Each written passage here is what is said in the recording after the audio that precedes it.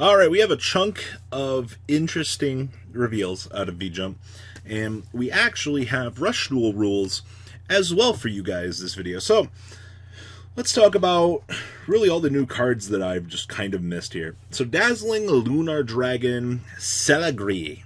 So, you can normal summon this card without tributing. No, that's pretty good. If this card is normal summon to set this way, its attack comes 1500. My least favorite clause. And then during your main phase quick effect, you target one monster your opponent controls with lower or equal to attack to this card's. Return this card to your hand if you do gain control of the target till the end of the turn. Well, that's pretty good, actually. Alright, so on a normal summon, I can take control of something that my opponent has with lower or equal to attack. But 1500, by the way. Not a real big fan of that. The card's interesting. We'll say that. Sekili the Living Recollection. I actually kind of like that art. So, she is Fairy Tuner and Dark. If this card is in your hand, you can target one face-up monster on each side of the field, change them to face-down defense, so just do special summon this card, but banish it when it leaves the field. Why is this not a quick effect? This would have been a perfect opportunity to make this a quick effect, and we could have had another hand trap here. But we're just like, nah, the community won't want that. Like, why do we give them something good? Alright. And then we got Rhino Saber, the Mad Dash Armory. Okay. It's level 7, 1 tuner plus 1 or more non-tuner. You discard any number of cards. This card gains 700 attack for each. This is on a 2400 body, so discard 1. I guess this does trigger dangers, technically. So that's fine. At the start of the battle phase, if this card battled, you can send this card to the graveyard, special summon any number of monsters from your graveyard whose combined level is 7 or more, except for the Mad Dasher, but negate their effects. Huh. So it's at the end of the... Oh, man. This reminds me of Draco Ascension, the card that splits itself up and kind of gets a little bit more value out of the long run. Okay, I'm kind of okay with this, to be honest with you. Interesting card. If you just want to quickly smash a Ghost Sister and level 4 together and make this, and you can split up at the end of the battle phase, I guess, to make something else, but okay, I guess. And then we got the Potluck Party. Oh no. So at the beginning of your battle phase, you target one face-up monster you control, but for the rest of this turn, your opponent selects the attack monster for that monster, and if they do, monster gains attack equal to the original attack at the beginning of damage step, only if it battles a monster. I hate these stupid cards. This one is also terrible. And then we got one more with Fury. Oh, yeah. I remember this thing. This is, so you can only activate this card's second effect once per turn. So target one face monster opponent controls, equip this card to that target with this effect. So it gains 500 attack and defense. And if this card is sent to the graveyard by the equipped monster leaving the field, you draw one. If this effect was activated during this turn, apply this effect instead. So draw 2, discard 1. Which is actually pretty okay. Alright, then we got some more stuff over here.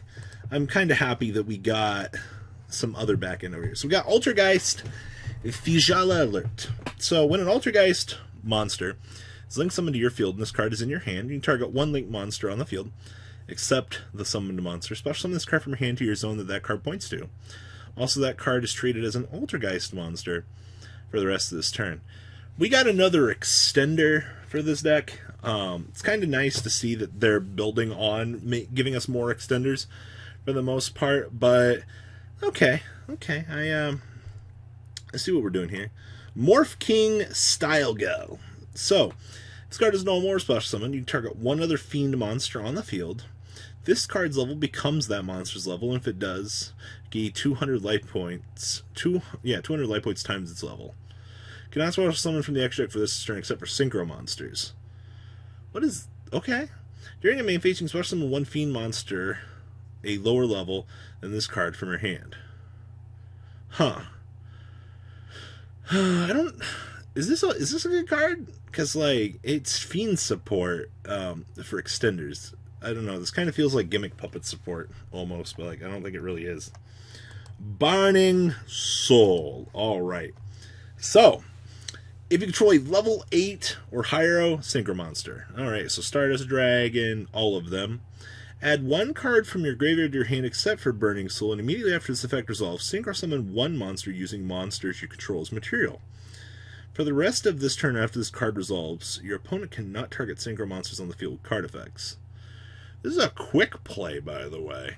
It just lets you get a blanket immunity, lets you add a card from my graveyard to my hand for no reason, by the way. Like, literally, add anything except for Burning Soul.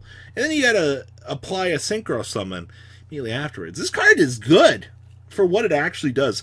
Just for the generic graveyard recursion in and itself, it's really good. Yeah, you can only use one of these once per turn, but it's going to make synchro summoning spam decks a whole lot better, actually. Then we got Hidden Fangs of Revenge. So you only activate one card with this card's name per turn, and cards and effects cannot be activated in response to this card's activation. What?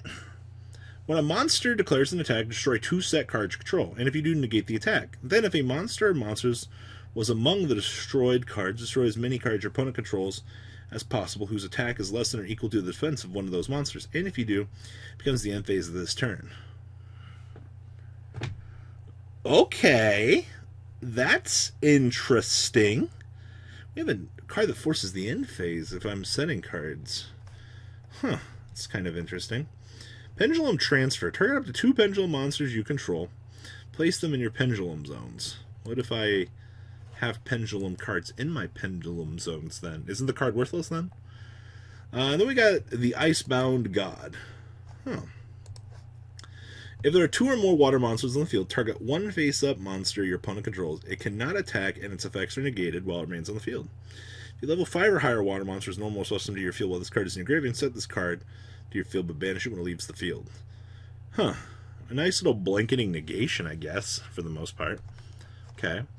Then we got Eternity Code cards. So, we got Codebreaker Virus Berserker. This is a Link 3, by the way.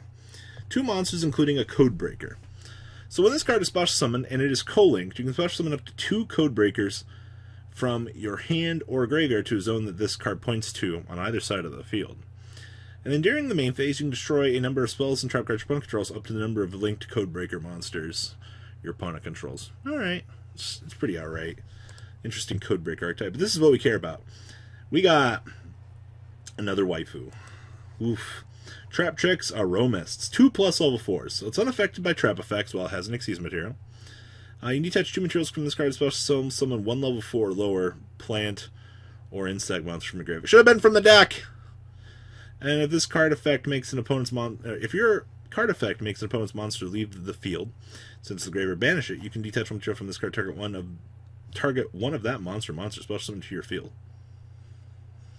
Okay, that's really cool. Card's really good, actually. Like, you literally just make this with your trap holes. You trap hole something, and you're just like, haha, special summon your monster. It's really good. Also, side note, I haven't talked about this yet, but my waifu is here. Remember, guys, waifu for laifu? Like, she's here. And damn, I love this art. This is one of my favorite arts, actually, in the game. So excited for that. Now, we got Rush Duel information. Woohoo! So, the concept of Yu-Gi-Oh! 7s is focusing around Rush Duels. But why Rush Duels exactly? For the brief Q&A held at Jump Fest, the main cast of Rush Duel is a concept created by protagonist Yuga. Apparently, he doesn't like the concept of rules, but rather building his own road forward. So, here's what we've learned. Alright, so we learned that April 2020 Rush Duels will be introduced as a new product for the OCG, as in physical card game. As explained in the schedule, on the right side here for April 2020, the red bar in the middle branches into the existing 11th product season, with Rise of the Duels being the first product of the season, and Yu-Gi-Oh! Rush Duel with an unnamed product. Also, matches the premiere of Yu-Gi-Oh! 7's anime, and the application of the Master Rules April 1st, 2020 revision.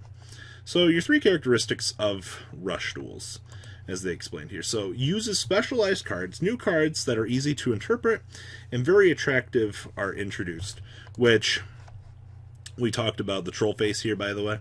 So you basically have a simple card, attack and defense here.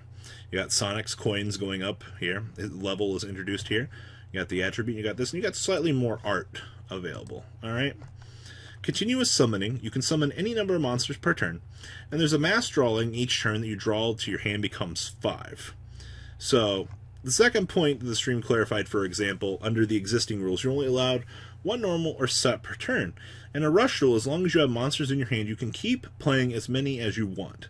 If you want a level 5 or higher monster, you tribute 1 monster, as usual, in the same turn.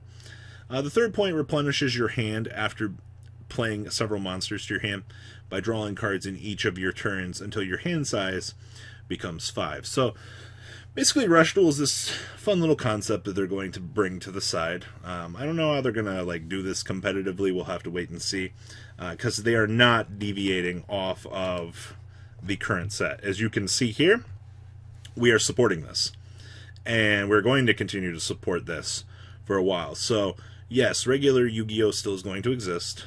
There's no reason that that's going to change, but we're going to test a couple of new things here and kind of see where this is going. So yes, your old cards are not going to be worth nothing, but I just wanted to once again point that out, that you guys can still have a little bit more fun and play both formats is kind of what they're going for here. So what do you guys think? Please leave a comment down below. Tell me what you guys think about this. I'm just looking forward to the new Synchro Spam and all the new cards that we're getting. Alright guys, I'm out. Peace. The ride never truly ends. Thank you, patrons, for helping support the channel. Without you guys, I don't know if I'd still be doing this. And for those of you that like Cardfight Vanguard, FanCool40 is here for all your content needs. And those of you asking if I sell cards, mcoolgames.com for all your trading card game needs. Check the description for more interesting info. Thanks for watching, guys.